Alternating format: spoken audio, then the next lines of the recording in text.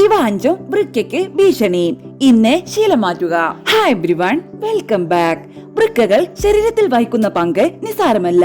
വൃക്കകളുടെ ആരോഗ്യം പല വിധത്തിലാണ് നമ്മുടെ ദൈനംദിന ജീവിതത്തെ ബാധിക്കുന്നതെന്ന് മറക്കരുത്. ശരീരത്തിൽ നിന്ന് മാലിന്യങ്ങളും വിഷവസ്തുക്കളും നീക്കം ചെയ്യുക എന്നതാണ് വൃക്കയുടെ പ്രധാന ജോലി.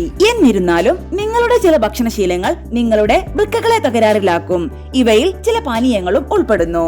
യാതൊരു മുന്നറിയിപ്പുമില്ലാതെ പതുക്കെ വൃക്കകളെ ദുർബലപ്പെടുത്തുകയും കേടുവരുത്തുകയും ചെയ്യുന്ന അത്തരം 5 പാനീയങ്ങളെ കുറിച്ച് പരിശോധിക്കാം. കടും നിറമുള്ള സോഡ. ഇതിൽ ഫോസ്ഫോറിക് ആസിഡും ധാരാളം പഞ്ചസാരയുമുണ്ട്. ഇവ പതിവായി കഴിക്കുന്നത് വൃക്കകളെ ബാധിക്കും. വൃക്കയിലെ കല്ലുകൾ ഉണ്ടാകാനുള്ള സാധ്യത കൂടുകയും കാലക്രമേണ വൃക്ക ദുർബലമാകുകയും ചെയ്യാം.